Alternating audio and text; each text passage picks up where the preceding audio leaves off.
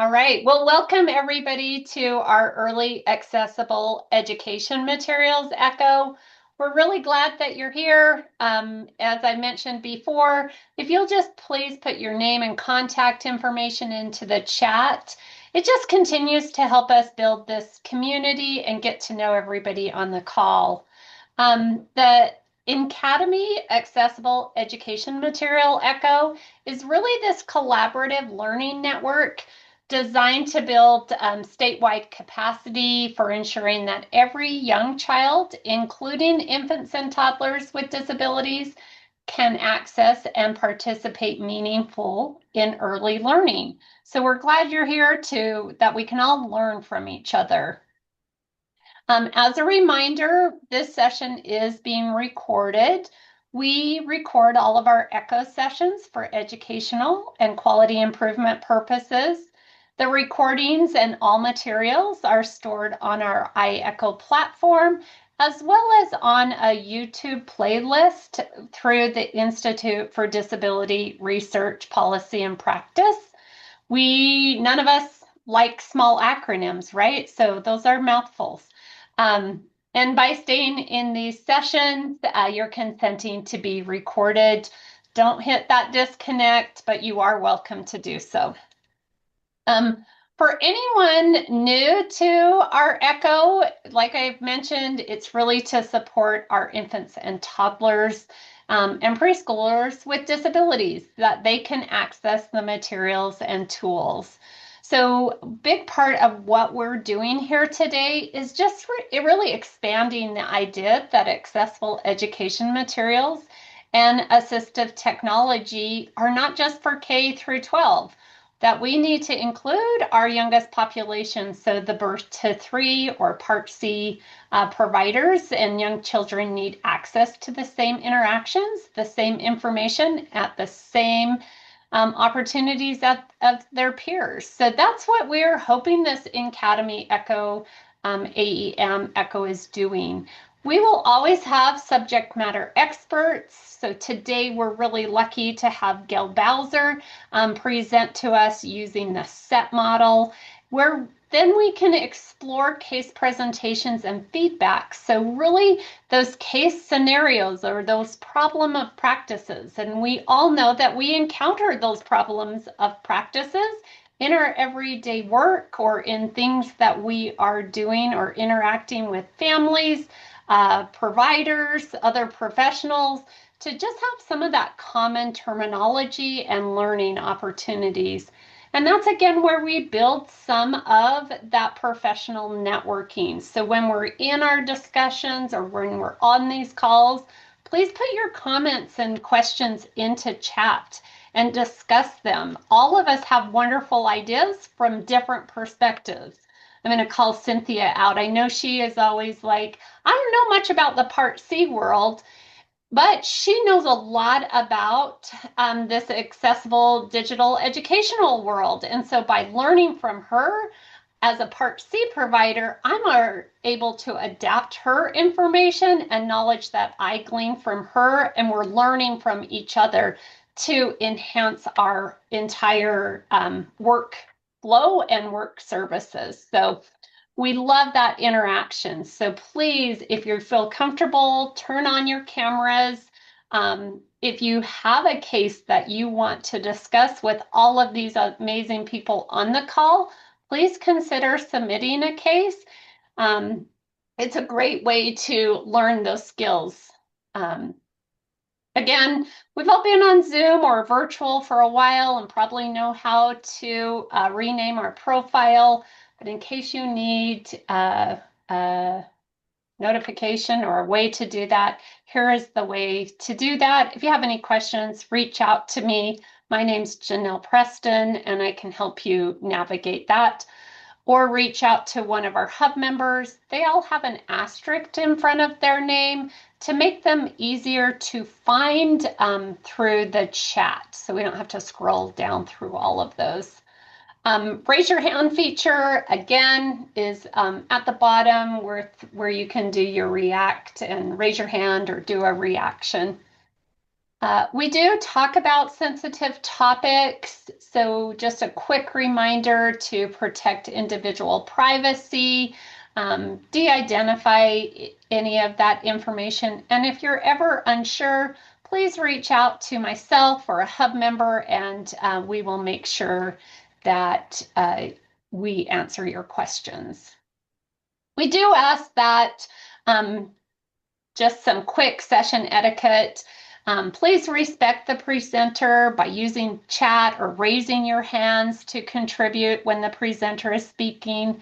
And then also keep our questions brief enough on topic. It just helps everyone get into the conversation and that we continue to give our full attention and time to our presenter. If also you could introduce yourself and your organization.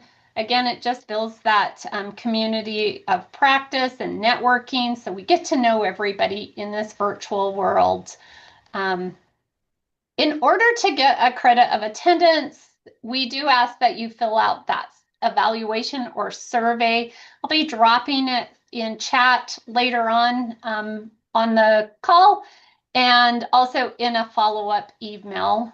Those surveys, again, are just ways that we take the information that you're learning in here or recommendations that you have to make changes about our ECHO sessions. We take that back and discuss that. So thank you for filling those out. And just another plug for a case study. If you are interested in doing that, please reach out to Project ECHO at usu.edu. I will drop that in the chat too. And then I am just going to go ahead and stop sharing and turn the time over to Gail. Gail, you're on mute. Okay, there. Thanks, Janelle. It's good to be with you all today. I'm excited to share this information today, and I wanted to tell you, I know Janelle just talked about our case studies. In this particular presentation, we've embedded the case study in the middle of the presentation, and we're going to go to, once we meet Sophia, we're going to go to breakout rooms to talk about her and use some of the information that we're sharing about using the SETT framework. So I'm going to share my screen and, whoops, I'm going to share my screen. Where to go? There. And we'll get started. That is not the right thing. Okay, here we go.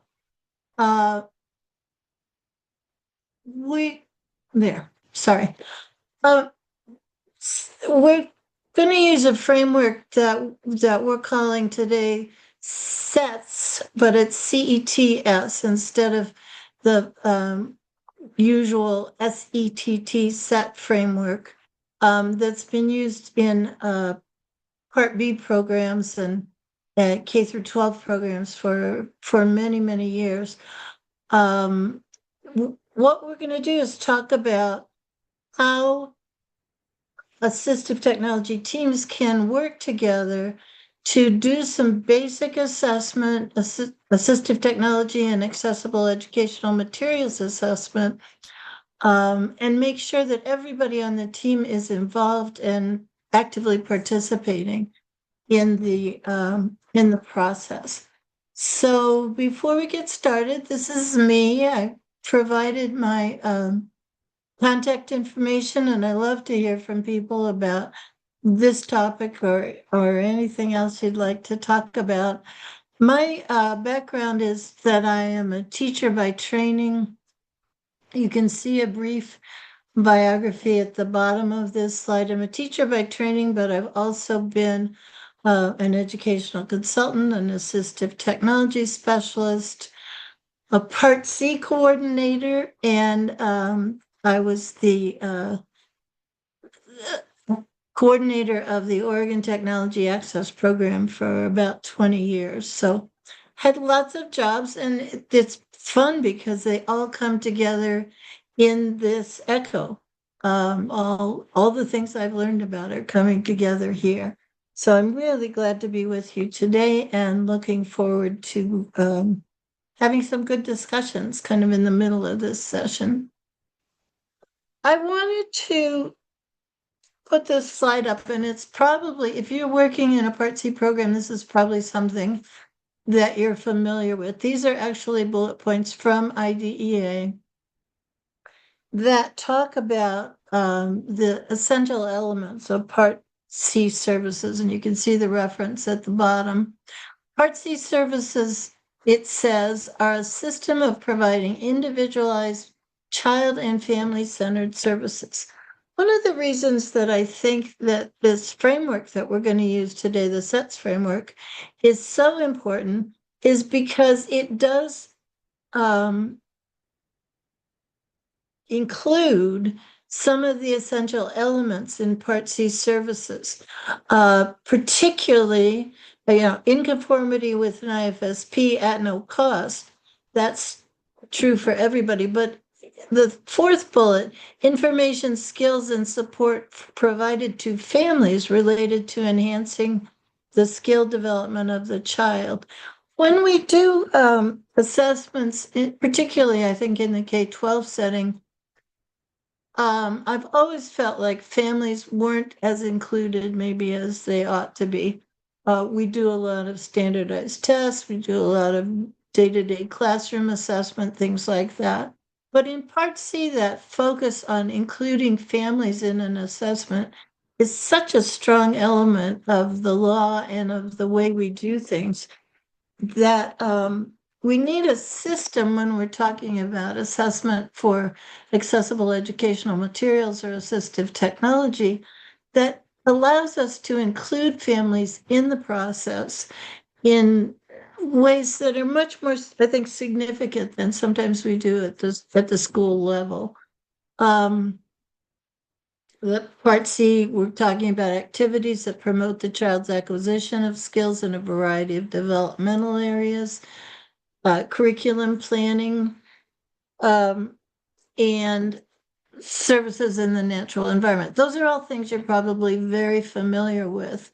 What I believe, and the reason that we're doing this presentation, the SETS presentation today, is that when we provide these services with an eye to accessible educational materials or assistive technology, it's really important to have some kind of system that encourages everybody on the child's team, including, grandma and brothers and sisters or whoever needs to be involved, to have an easy way to participate and be involved. So that's why I think what we're talking about today is so important. Again, wording from IDEA, this is the definition of an assistive technology device that's in the law. I am tickled with this definition even after 20 some odd years, because it's the only definition I'm aware of in federal law that crosses all kinds of programs. So you'll see this definition in IDEA, but you'll also see it in the Tech Act program. You'll see it in vocational rehabilitation. You'll see it in developmental disabilities. But for some reason, they were able to agree on this definition, and it is held in quite a wide variety of programs across our set of laws. But this is not the kind of definition we want to give to families and parents. So when we begin to talk about what is an assistive technology device with families, we're going to use something that's more like this. We're going to say, okay, we want to talk about assistive technology for NAMI or assistive technology to help NAMI do some particular tasks. But here's what assistive technology is. It's an item or piece of equipment, so it's a thing. And when it's used, it increases functional capabilities. So a thing that helps a kid function more independently or better. I think it's important for us to break down those kinds of definitions when we talk about including families and other important people in a young child's assistive technology assessment, because there's a lot of confusion sometimes about what is assistive technology. And people tend to think that an assistive technology device is something high tech that probably uses electricity and maybe is complicated to use. Um, if you break it down, like in this definition, it's an item or piece of equipment that increases function, and that opens us up to a whole lot of other things. Another thing we can do when we talk to parents and families and other people who may not be familiar with assistive technology devices is to talk about that aspect of function. So have listed some information about early assistive technology devices here, but it's not a list of devices.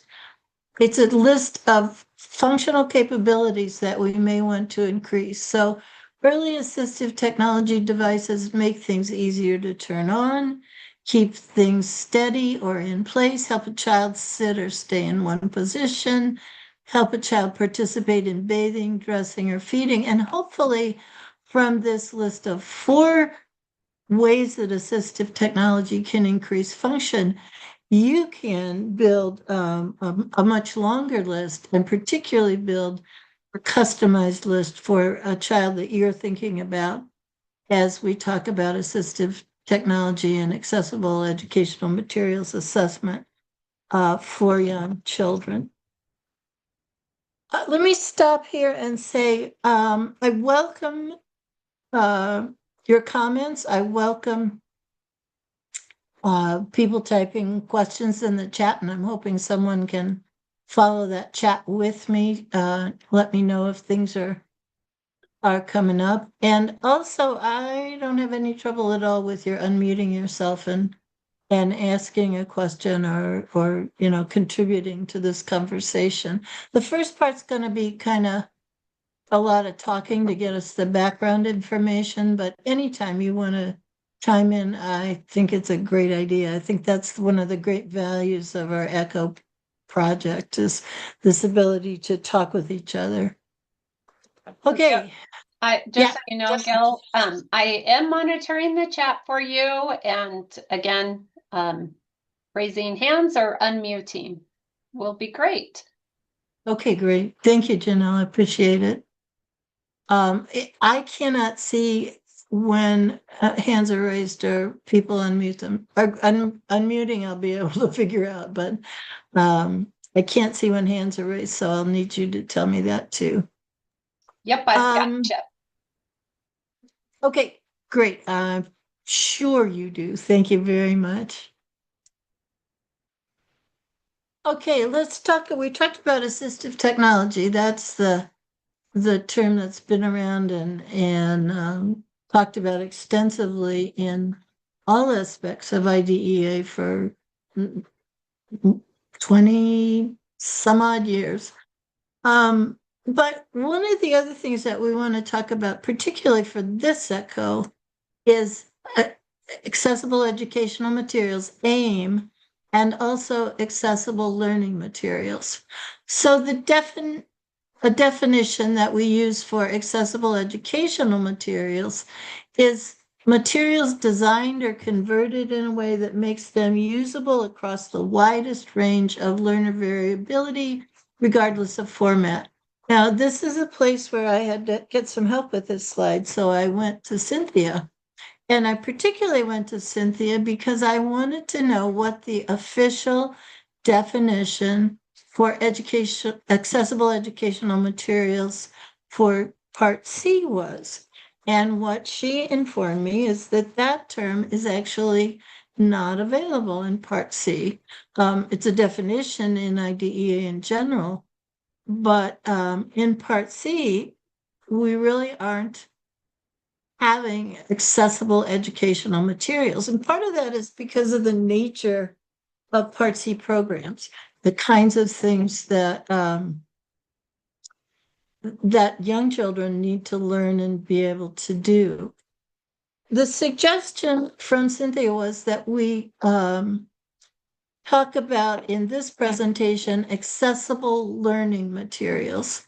So it goes back to the allows us to go back to the developmental aspects of EI and ECSE programs in terms of thinking about what goals we want to set for a child and what we'd like them to be able to do. So throughout the rest of this presentation, we're going to talk about accessible learning materials rather than accessible educational materials, because it just makes more sense for children in EI and ECSE programs. Cynthia, is there anything else you want to say about that? I'm putting you on the spot and I didn't warn you.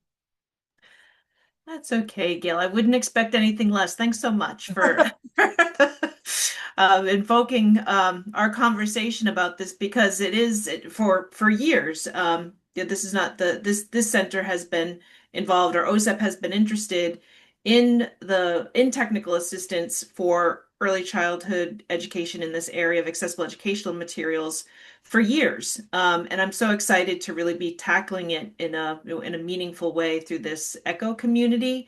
There's really it's even more complicated because the definition of accessible educational materials is a footnote in a notice inviting applications in the Federal Register. You won't find AEM in IDEA. You'll find AIM, accessible instructional materials, and that's interchangeable with specialized formats like Braille, large print, digital text, audio. So the goal here is to broaden the concept of what accessible materials are for children with disabilities across that spectrum from birth through age 5. So thanks so much for tackling this, Gail, and bringing some sense to it. This is fantastic. I hope we have some sense by the time we're done today. So,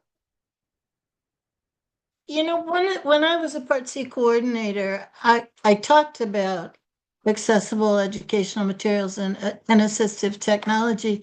And it was not uncommon for me to hear people say, well, that doesn't apply to infants and toddlers. That doesn't apply to really young children. So one of the reasons I was excited to be offered this term of accessible learning materials is that it makes sense to people. And we know that our goal for all the kids that we work with is learning. So this term allows us, I think, to respond to some of the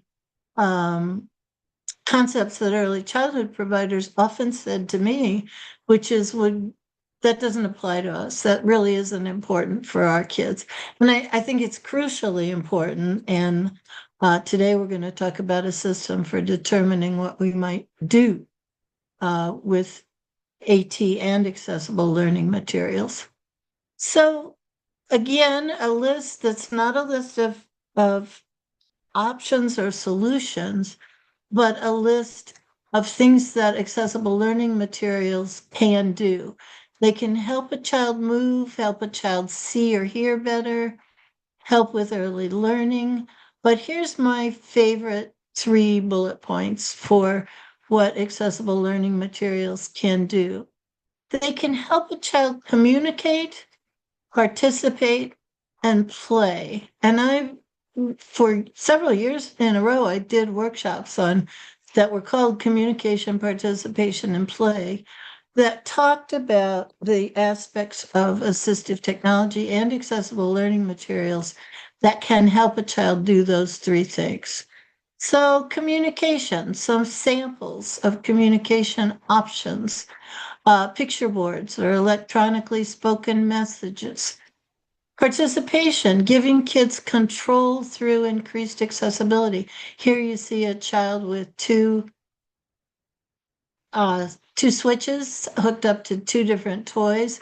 And at the very basic level, she's learning some choice making in this photo. So she has a new way to make some choices using the electronics, and in this case, probably assistive technology.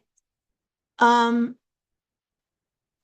other examples of skills that kids might be working on for using accessible learning materials. You see the list here. Choice making is one that's kind of easy because any child who doesn't have that skill, we want to teach it. But it can also work up to categorization, sorting, construction, making things, pre-math and pre-literacy skills. Now that's participation in the curriculum, participation in a child's own life. And then the third skill, communication, participation, and play, is play. And we can use accessible educational materials or accessible learning materials or assistive technology for some emerging play skills like exploring with the senses, exploring function, creating, pretending, reading and listening. So when we're writing IFSP goals, what we're probably doing is listing some of these kinds of skills that we want to help the child develop. And we know that accessible learning materials and assistive technology are vehicles to enhance play. And play is a vehicle to learning. So, how do we choose AT and early learning materials? It's a process. One of the things that teams, a mistake, a common error that teams may make is that they depend on a single individual to recommend assistive technology or early learning materials for a child. So it's a process, but it's a team process. We want to make sure that everybody on the child's IFSP or IEP team has the ability to participate, to contribute, and to have their own ideas recognized and then participate in discussion. And it's an ongoing team process. As soon as assistive technology or accessible learning materials work well, that means the child has new functional capabilities, and we have to go back to the drawing board in terms of looking at what new assistive technology, what new early learning materials are going to be valuable in developing new IFSP goals or helping a child move on developmentally. In my mind, the assessment process for any child, for any skill level and any age, is pretty much the same. I think the first thing we have to do is frame the question. So that question is, what do we want the child to be able to do that's difficult or impossible now? Not what accessible learning materials does the child need. When we start with what materials does the child need, we don't get a good picture of where we're trying to go, and we may leave out some good ideas and some team members as we do that. The second step in any good assessment, I think, is to clarify the reasons for the disabilities. What's happening with this particular child? What's their developmental level? What's the impact of the disability? Have we checked for vision and hearing? All kinds of things like that. We're going to clarify the reasons for the disabilities. Then we're going to try some tools and strategies. And then we're going to determine the need and put it in the IFSP if we believe or the IEP if we believe the child needs AT or accessible learning materials. So that's the process that we're going to walk through today. But the main part of the process is going to be in that SETT framework that we're going to talk about in just a minute. Let's talk first, though, about framing the question. when a team begins to look at assistive technology or accessible learning materials for an individual child, they need to ask themselves these kinds of questions. What is the task that we want the child to be able to do? In what situations? And that's particularly important for Part C programs because we know that our our services and our resources are primarily in the home or in other community settings. So where does for instance, of feeding yourself, does the child need to be able to feed herself at home? Does she need to be able to feed herself in a community preschool? In what situations is that task important? What's the present level of development? In Part B, we'd say present level of academic and functional performance. But in Part C, we get to just say, what's the present level of development on this task? And then are there special considerations?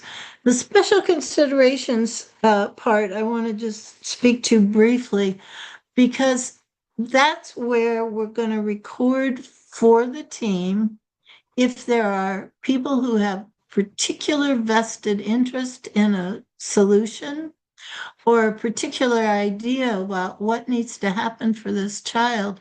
And maybe it may or may not be a good idea, but we want to make sure that when people are really invested in a solution, we recognize that, acknowledge it for the team, and then discuss all the possible options we can think of. One kind of example of that, particularly if we use communication as the task or some aspects of communication, request a particular song is a task. There may be somebody on the team who believes this child absolutely needs a fairly high-tech device, for instance, a tablet with communication apps on it. There might be other people on the team who think that would be a horrible idea because they don't want to impact the child's speech development or anything like that. So when there are those opinions on a team, those are the special considerations that I think it's important to acknowledge upfront as we begin to develop ideas for how this child is going to use AT or accessible learning materials. So here's a well-framed question. This is what this team started with. Pauline can say yeah, and Pauline can say no. Her family would like her to be able to call her mother. At this time, she points in the direction that she saw her mother leave the room and says, yeah, yeah, yeah. Pauline's mother is really interested to know if she could learn to say mama or mama come here or something like that. So you can see that we're not starting with a particular solution. What we're starting with is a task that we can define and make sure that uh, everybody can recognize as a task that Pauline's accomplished. I would love it right now if you could write in the chat. What are some of the ideas that you have about how we could help Pauline do this task? What are some things that you think of that would be good for Pauline? You know, I'm going to stop sharing while I give you a minute to type in the chat because I lost my, oh, nope, there it is.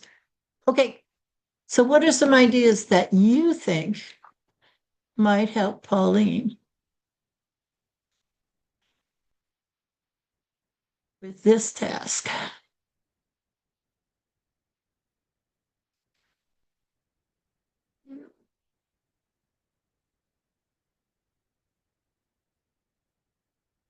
Okay, I'm having to scroll down. Here we go. using AT, providing a modeling saying mama, as Pauline points. There's one that's very useful. Modeling the word mama. We've seen a bunch of modeling in here. Using AT, providing her a switch button with a recording that says mama. Maybe initially start with a switch that says mama recorded so when she hits it, she can call for mama. You could even put mama's picture on top of the switch. And then Sanette says, how about sign language? How about signing? Now we're getting lots of answers. Model a switch with a voice. We've seen that before. Verbal and physical prompts. So in that case, we're teaching the skill directly. Okay, lots of good suggestions. Thank you for contributing those. Let's talk about where we go next. There. The next thing we're going to do is we're going to clarify the reasons for the disability. At this point, we're collecting what we know about a child and what else we need to know. So this is the part that's really the assessment part. We're going to review what we do know, and we're going to identify and collect new needed information. In the title of this presentation, it said a modified SETT framework. And the SETT framework, as I said earlier, I think was developed by our friend Joy Zabala. It has been used for 20 or 25 years now as a model for how we do assistive technology assessment. But we wanted to move it on a little bit to make it more applicable to early childhood settings. So in the original SETT framework, we talk about the student, the environment, the tasks, and the tools and strategies. And I'm very curious if there are people in this audience who know the SETT framework or have used it. And particularly, I'm going to ask in a little bit what if you've used the SETT framework, has that had any impact on your work with early childhood programs and whether they reacted or not. But let's look at how we've modified it for assessing the need for AT and early learning materials in an early childhood setting. All we did really was change the acronym and a little bit. So in this case, what we're going to do is we're going to talk about the child, the environment, the tasks the child needs to be able to do, and the strategies that we want to use to try and help that child develop new skills. In the example we had of Pauline, you all had many different ways of addressing this particular task. And I chose an example there where the task was very discrete and limited so that we would be able to tell whether or not Pauline was able to do that, and then whether or not what we gave her as an option for calling her mother was effective. So that example and the solutions that you came up with allow us to collect some data to see if when mama leaves the room, Pauline can really get her attention, or there's some other things like what would she do if the wrong person walked in. So I already am developing a curriculum that allows me to play with that a lot. But that's not what we're here for today. So let's talk about the SETT framework.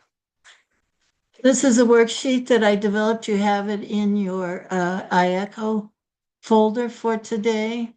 And what it talks about is each of those aspects of helping a child develop a new skill with AT or accessible learning materials.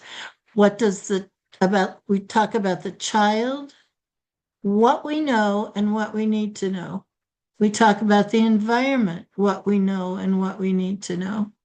We talk about tasks, what we know and what we need to know. And then when we get to strategies, we're going to talk about what are we doing or what have we already done, and what new things do we want to try. This is a form that when I'm doing it with an with an IFSP or IEP team, I actually try and have a whiteboard or put paper up on the wall, or use this kind of a form projected so that everybody can see what we're talking about. And then everybody can see whether or not their opinions and their ideas have been recorded as we work through this. So this is a team discussion, really. We choose a particular child, and we're going to have a discussion about each aspect of this child.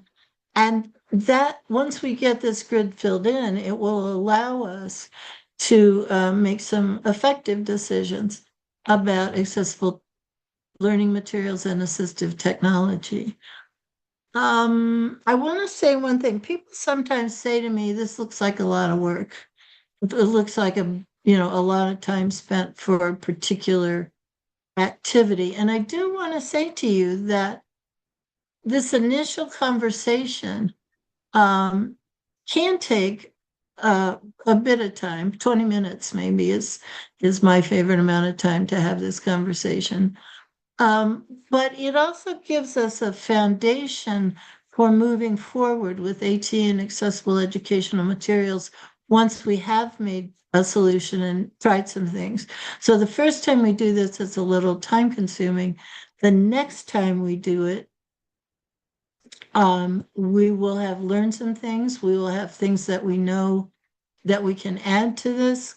And we may actually have developed a new task that this child can do. But I want to reiterate, the thing that's most important to me in using a framework like this, or the SETT framework, is that everybody's involved in the process. And that's such a strong aspect of early childhood services. So we want the family there, we want grandma there, we want brothers and sisters there, if that's who needs to be involved in the conversation. And they almost always, every one of those people will have things to contribute. It's particularly important with young children because we don't have a curriculum that we're using. We're trying to be as individualized as possible. But in the preschool setting also, even when we have an established curriculum or an established daily routine, it's really important to have everybody who can be involved in the conversation. We have a case study. I told you we were going to do the case study in the middle of this session. And this is where we start. Austin, who is one of the hub team members, developed this case study for me from her program in Miami. But she wasn't able to be here today, so she just let me go ahead and give you the case study, and you should have it on the slides too. So meet Sophia. Sophia is a 3-year-old receiving early intervention services through an IFSP due to an expressive language delay. She lives with her family who speaks Spanish at home. Spanish is Sophia's preferred language. She says fewer than 10 words spontaneously, either in English or in Spanish. And she's very social. She loves interaction. She loves playing with others, and particularly her family. She gets early intervention services during home visits.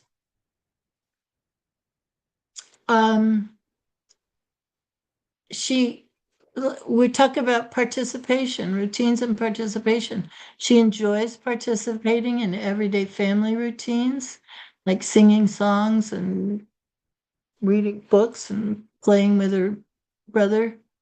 During these activities, she smiles, gestures, and points, but she doesn't make choices very well, and her language is pretty limited, maybe kind of like Pauline. Sometimes she gets frustrated because she can't communicate what she wants.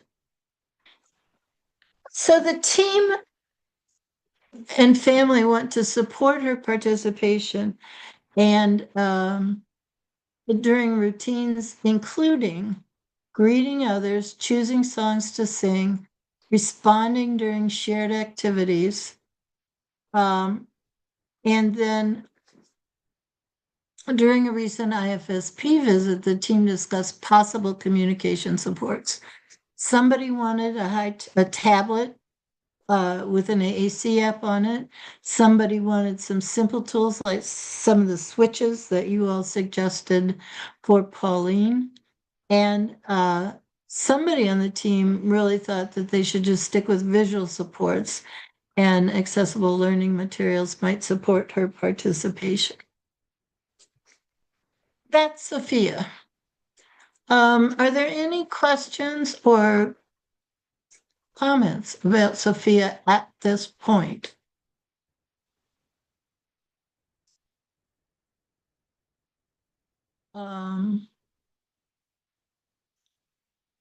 Okay, I was just checking in the chat, but it looks like we're talking about slides in there. So let's move on. This is the point at which we're going to begin to do breakout sessions. This is the SETT Framework worksheet that we looked at earlier. It's just exactly the same slide we had before. But what we want to do now is have some breakouts. So in your breakout, what you're going to do is you're going to introduce yourself, say where you're from and what you do in that setting. And then, whoops, there's a typo there. I put this slide in at the last minute. What do you know about Sophia? And what else do you want to know about Sophia? That's the conversation. I would love it if you would go ahead and use this chart or just jot it on paper. And I'm hoping that one of the hub team members who is assigned to your group will go ahead and take notes about the group's conversation. And then we will get back together. How many breakout rooms did we have, Janelle? We had 4. 4. Mm-hmm. Okay. We were group 1.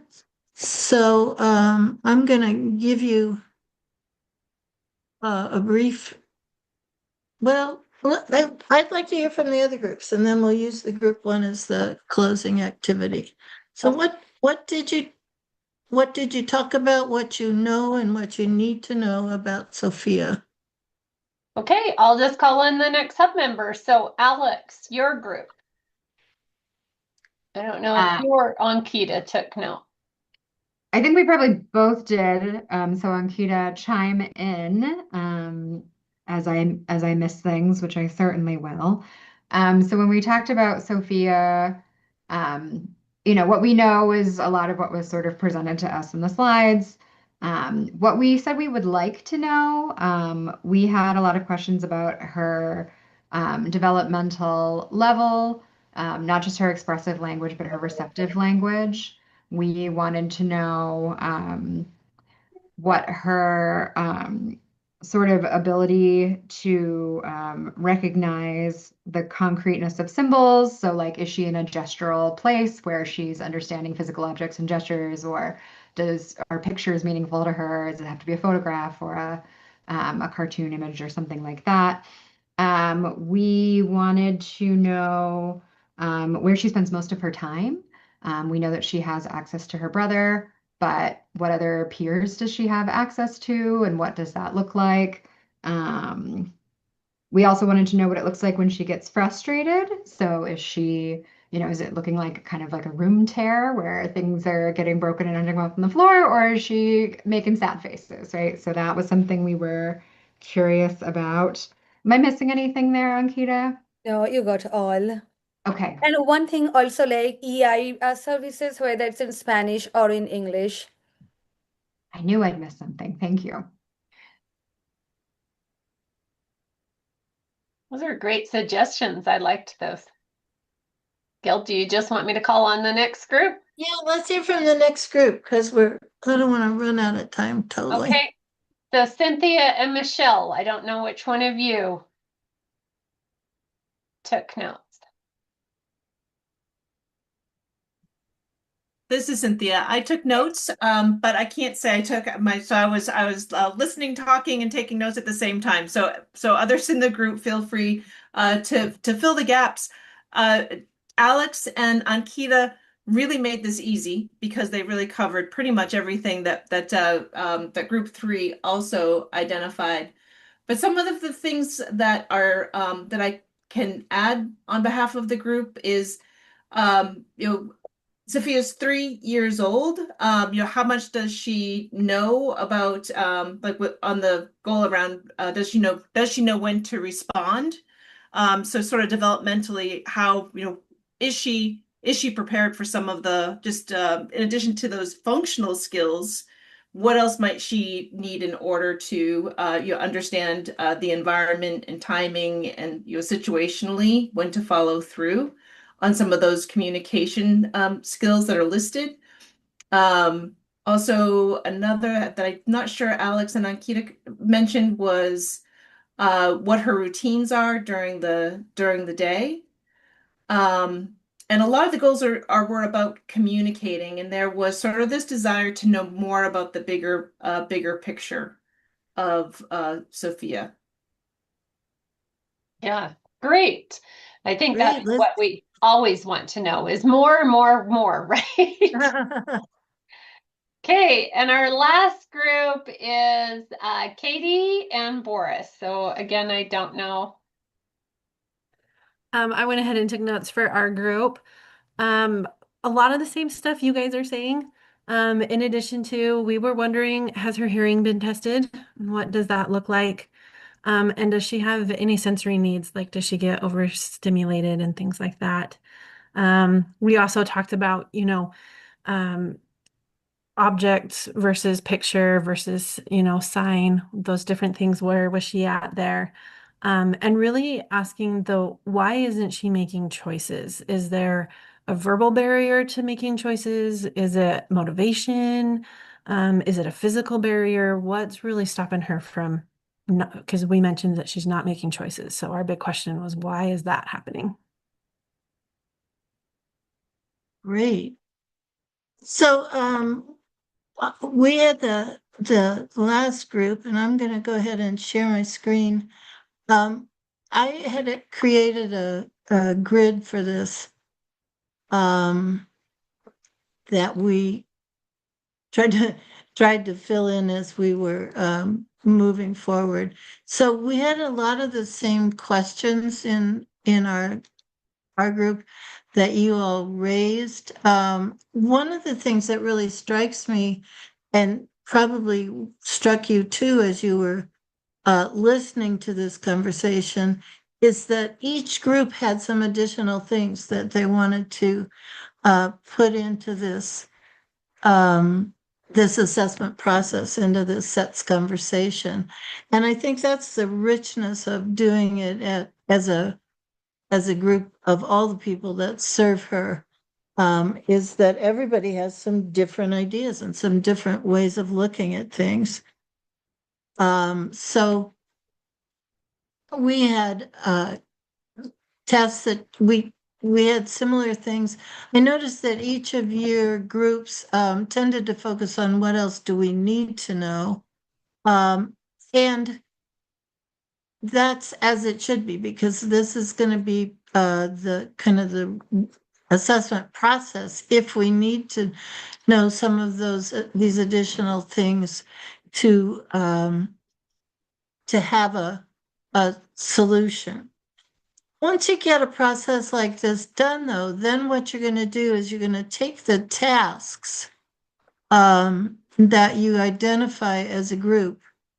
What do we know and need to know? about Sophia, and we've seen in this case, we got several tasks. We get greeting others, choosing songs to sing, and responding during shared activities. So that's going to be our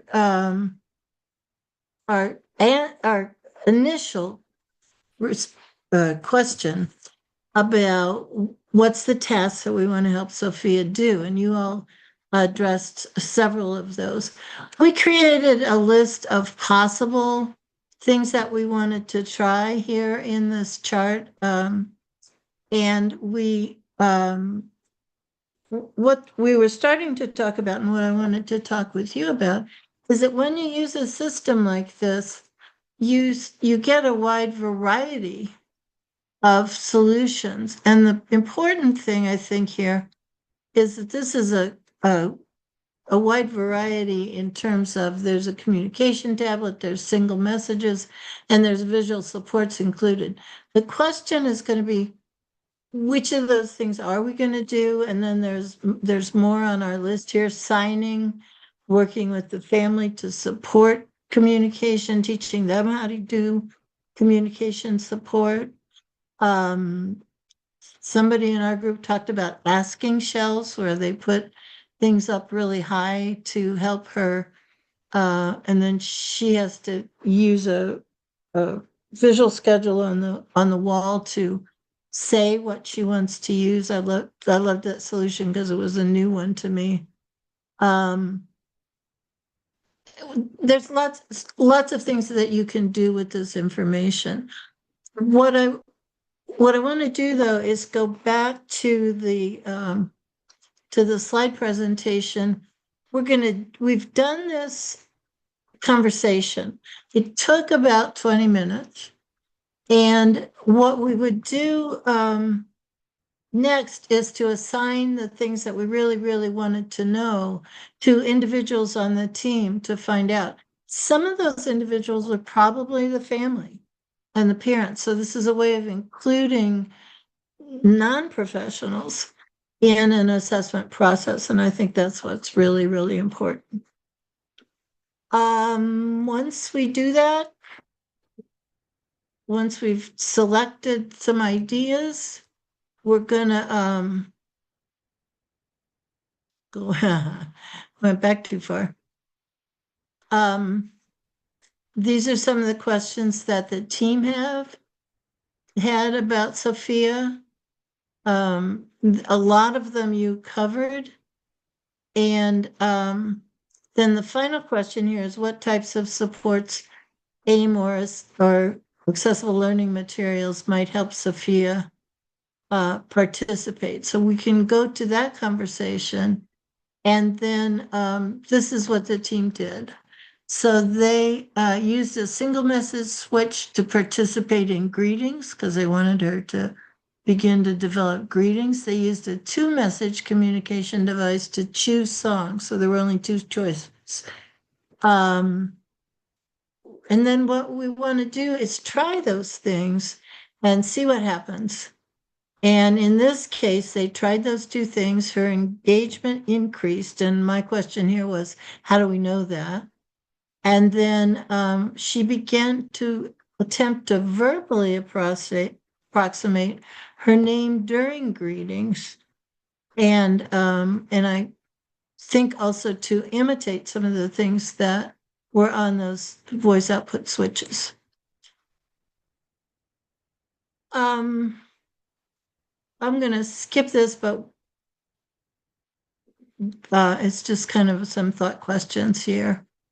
We've talked about framing the question. We've talked about clarifying what the reasons for the difficulties are. That's where we spent the bulk of our time in the SETT framework. The next steps are going to be to try tools and strategies. We may put them in the IFSP, or we may just try some things and collect some data. And then we're going to determine the need and put it in the IFSP. So when we try tools and strategies, we'll try out some things. If they don't work, we'll refine the solutions and generate new solutions. Determine the need and put it in the IFSP and document the discussion. Okay, that's we have just a few minutes left. That's the end of my presentation. I wondered if people had comments or questions or feedback for me about what we talked about today. So if anybody has any questions or comments, you can come off mute or raise your hand. Janelle, this is Julia Pierce. Hi. Hey, this is Julia from Utah, Gail. Great to see you. Hi, Julia. We were commenting that we really like this adaptation of the SETT to the SETS and wondered how long you've been working on this. Would love to know how to get our hands on it. Well, I'm happy to share any materials I have with you. I had a contract with the Oregon Department of Education for a while to do this kind of AT assessment training with the early childhood programs. We do EI and ECSE together through the Department of Ed. And so I just have a bunch of materials that I'd be happy to share. If you want to send me a question, I'll get them to you. It's been a while that I've been doing this. It's really fantastic. Thanks so much. Always good to see you. Good. I'm glad it was useful. Are you okay if I put your email in the chat? Absolutely. It's on the slide deck too, as the second slide. Okay. My email and phone.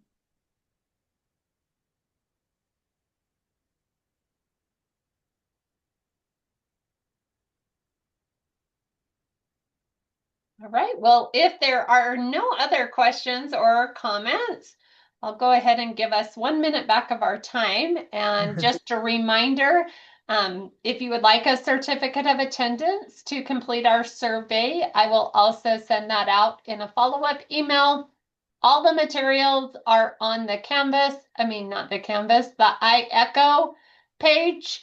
And then join us next month on May 26th, where we will be hearing from Katie and Michelle on empowering families about advocating for AT and AEM. So they are both from parent centers, and we're going to be thrilled with what they have to share with us. So thank you all. Enjoy the rest of your day.